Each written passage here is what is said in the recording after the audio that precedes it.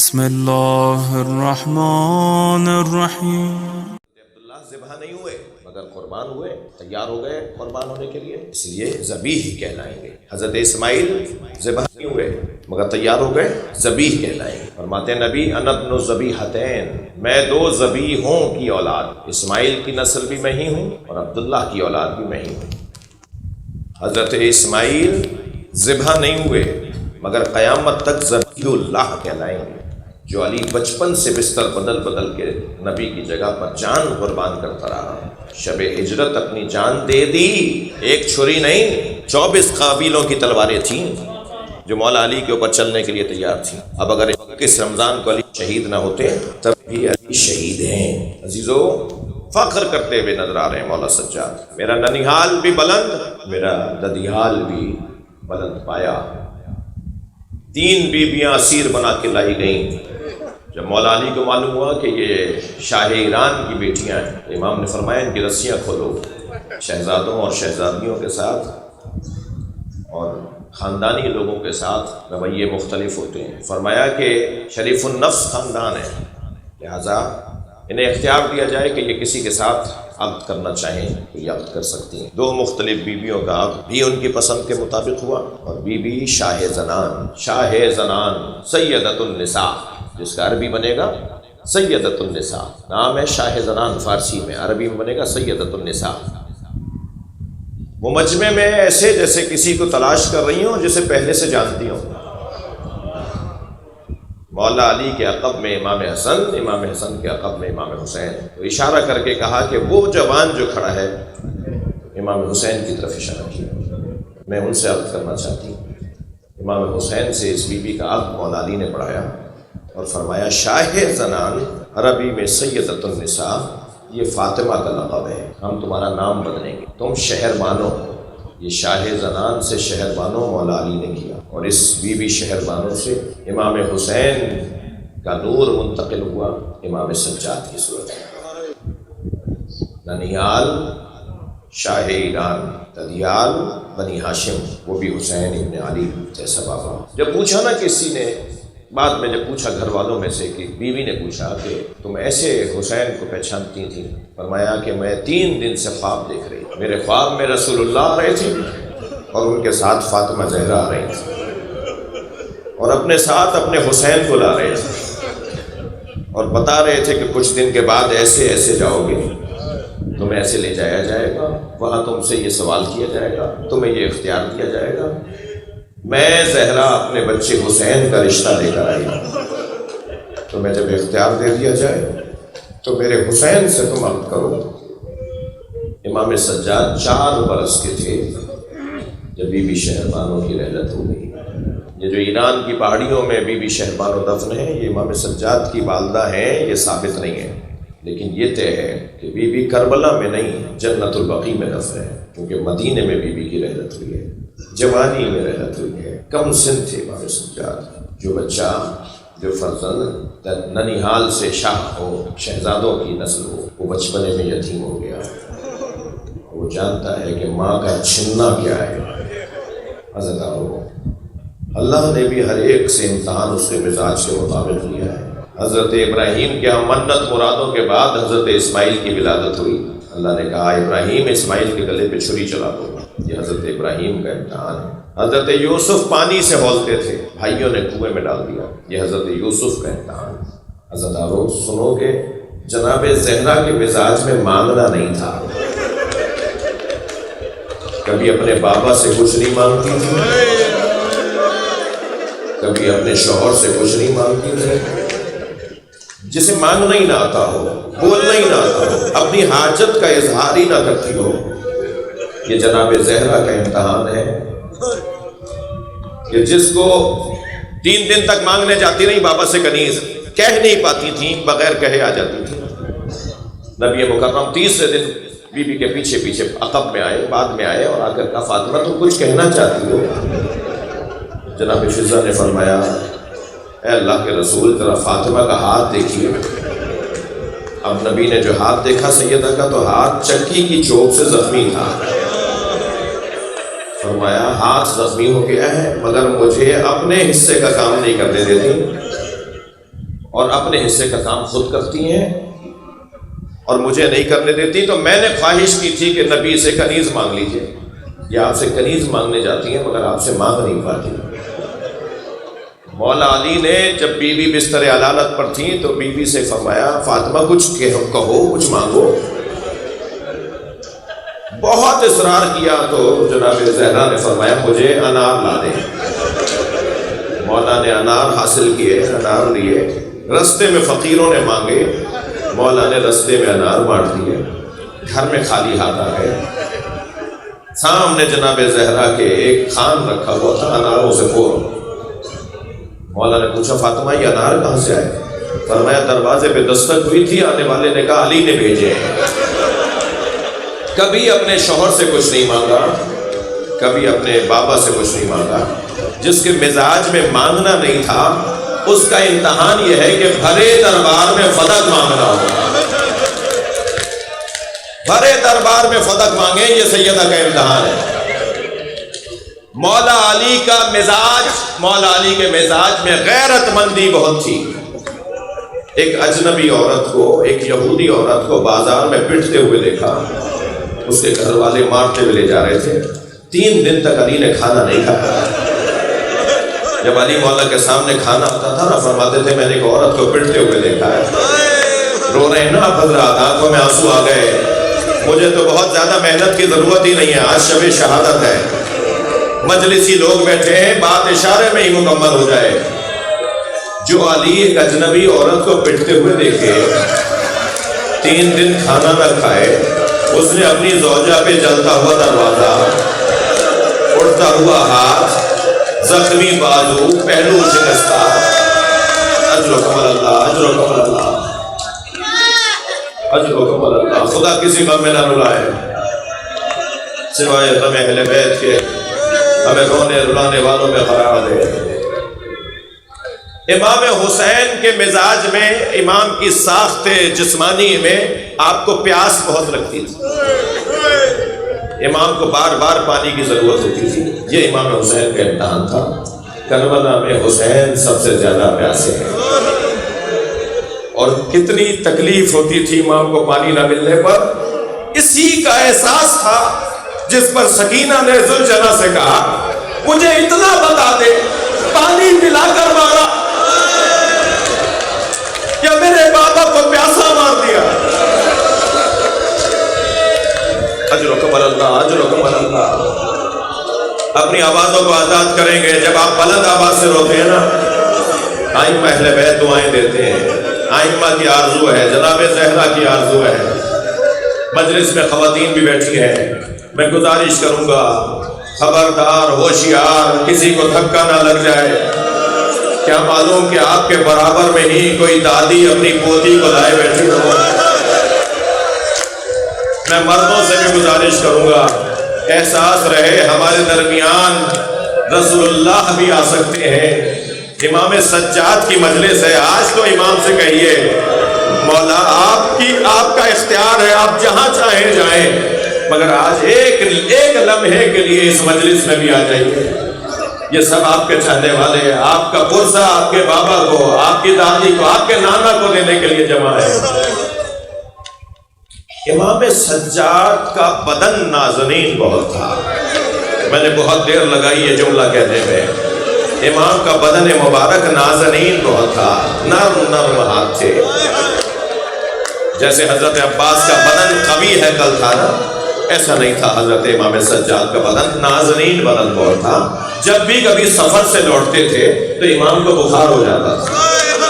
یہ صرف کربلا میں نہیں ہوا ہے, میں پڑھ رہا ہوں کہ امام سجاد جب کبھی لوٹتے تھے تو پہلی ملاقات امام حسین کرنے آتے تھے اور فرماتے تھے سجاد زین العابدین تمہارا کیا حال ہے؟ تو فرماتے تھے بابا ہمیشہ کی طرح بخار ہے. تو بیٹا کیسا محسوس کر رہے ہو؟ تو فرماتے تھے اللہ کا ہر حال میں شکر ہے. اکثر امام سفروں سے لوٹتے تھے تو امام کو بخار ہو جاتا تھا. امام کا بدن نازنین بہت تھا. جس کا نازنین بدن ہو, جس کے ہاتھ نرم ہو, جس کے پیروں کی پنڈلیوں کا گوشت نرم ہو, جس کی پشت مبارک نرم ہو, امام باقر چیخ مار کے روئے، اجرکم اللہ، اجرکم اللہ، مجھے جلدی نہیں ہے، مجھے مسائل پڑھنے ہیں، آپ سب آمادہ ہیں گریہ کے لیے، مجلس تیار ہے، کچھ دیر کے بعد ہم ایک تابوت کی زیارت کریں گے۔ یہ تابوت اسی امام کے تابوت کی شبیہ ہے جسے اٹھاتے ہوئے امام باقر رو رہے تھے اور یہ کہتے جا رہے تھے کہ میرے بابا کے بدن پہ آج بھی نشان ہے۔ اجرکم اللہ، اجرکم اللہ، مجلس بڑی نورانی ہے، ایسا لگ رہا ہے جیسے در و دیوار رو رہے ہوں، اپنی آوازوں کو ایسے عاجزی کے ساتھ امام کے بارگاہ میں 35 سال تک امام سجاد نے گریہ کیا۔ پانی سامنے آتا تھا تو پہلے ایک چیخ مار کے روتے تھے، اطراف کے سارے لوگ گریہ کرنے لگتے تھے۔ اگر کوئی نیا شخص جس نے پہلی مرتبہ یہ منظر دیکھا ہوتا تھا تو وہ تعجب سے پوچھتا تھا، وہ پوچھ لیتا تھا کہ یہ کیا ہوا، کیوں امام ہوئے ہیں؟ تو امام اسے خود فرماتے تھے، جب میں پانی کو دیکھتا ہوں تو مجھے یاد آ جاتا ہے میرا بابا حسین اسی پانی کے لیے میرے بھائی علی اصغر کو میدان میں لے گئے۔ اجرکم اللہ، میرا بابا پیاسا مارا گیا۔ جب کھانا سامنے آتا تھا پھر امام گریہ فرماتے تھے۔ منہال نامی ایک صحابی آ کر کہتا ہے مولا شہادت تو آپ کا ورثہ ہے، اتنی مدت گزر گئی، کب تک گریہ کریں گے؟ فرمایا منہال انصاف نہیں کیا، شہادت ہمارا ورثہ ہے مگر ماں بہنوں کا مکنا و چادر، کوچہ و بازاروں میں تشہیر ہونا۔ اجرکم اللہ، اجرکم اللہ۔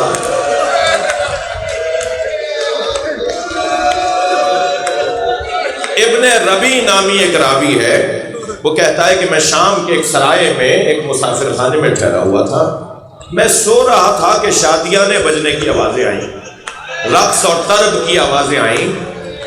میں نے برابر میں ٹھہرے ہوئے ایک مسافر سے پوچھا کہ آج مسلمانوں کی عید کا دن تو نہیں ہے، یا آج مسلمان خوشی کیوں منا رہے ہیں؟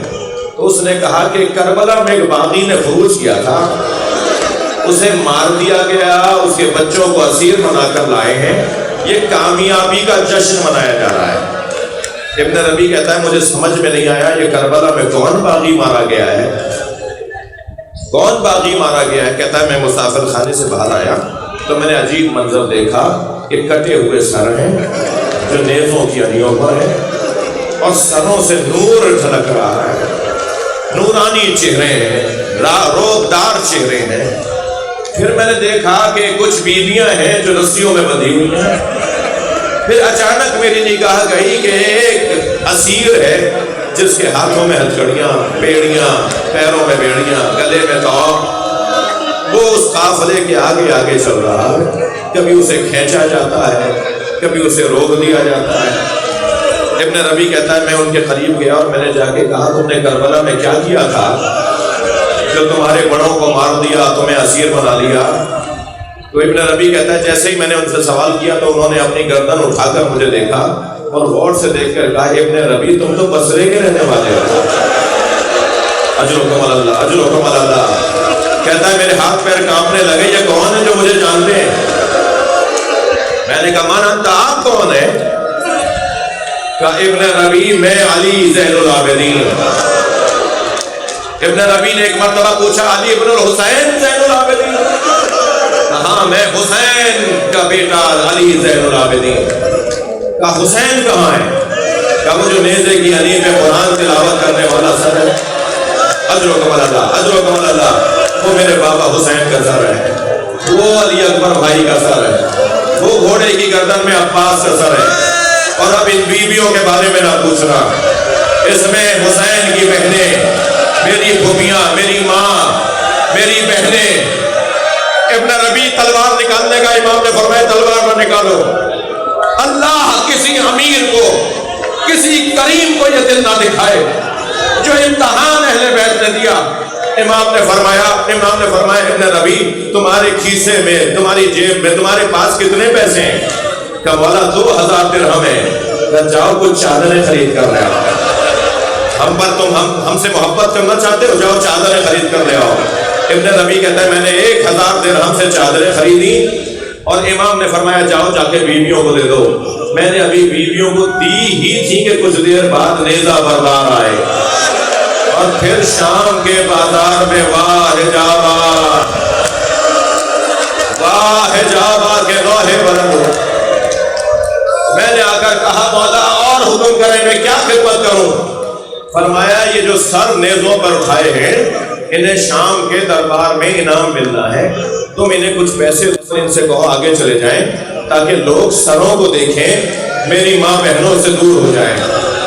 سچ جملہ کہنے جا رہا ہوں، میں نے خود جب یہ جملہ مقتل میں پڑھا بہت دیر میں مجھ سے آنسو رکے نہیں۔ امام اس بات پر بہت روتے تھے کہ جہاں سے میری بہنوں کو گزارا جا رہا، جہاں سے حرم حسین کو گزارا جا رہا تھا، وہاں ازدحام اتنا تھا کہ لوگ بیویوں کے قریب آ جاتے۔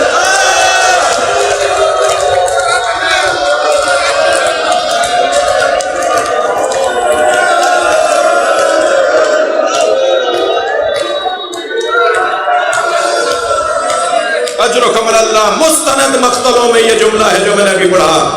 امام نے فرمایا ان کو کچھ دے دو یا آگے چلے جائیں تاکہ لوگ سروں کو دیکھیں، بیویوں سے دور ہو جائیں۔ ابن ربیع کہتا ہے کچھ لوگوں نے بات مانی کچھ نے نہیں مانی۔ ابھی میں اسی کام میں مصروف تھا کہ میں نے کیا دیکھا، ایک شخص جھولی میں پتھر بھر کے لایا اور وہ بیویوں کو پتھر مارنے لگا۔ ایک پتھر حسین کی پیشانی پر لگا، اس سے برداشت نہیں ہوا، میں نے تلوار کھینچ کر اس کی طرف بڑھنا چاہا کہ امام سجاد کی آواز آئی ابن ربیع رکو۔ میں نے رک کر امام کی طرف دیکھا تو فرمانے لگے ابن ربیع تلوار نہ نکالو، تلوار نہ نکالو، تم سے ایک پتھر برداشت نہیں ہوا، تم سے ایک پتھر برداشت نہیں ہوا، ہم کربلا سے پتھر کھاتے آ رہے ہیں، ہمیں دربار میں جانے دو۔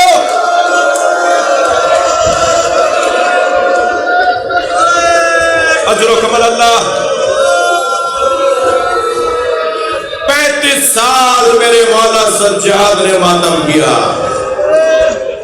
وہ جو مسلسل روتا رہتا تھا، جو دعائیں پڑھتا رہتا تھا، اسے بھی دشمن نے زہر دے دیا۔ میرے مولا کا زہر، میرے مولا پہ زہر کا اثر بڑھا۔ امام باقر کو بلا کر کہا باقر اب آخری شہادت کا قریب وقت ہے، وقت قریب ہے۔ فرمایا محمد باقر تم کربلا میں کتنے سال کے تھے؟ بابا میں 3 سال کا تھا۔ تمہیں یاد ہے کہ کربلا میں کیا دیکھا؟ بابا مجھے سب یاد ہے، ذرا میرے لال مجھے بتاؤ کیا دیکھا؟ بابا میں نے دیکھا دادا حسین علی اکبر کا لاشا لائے۔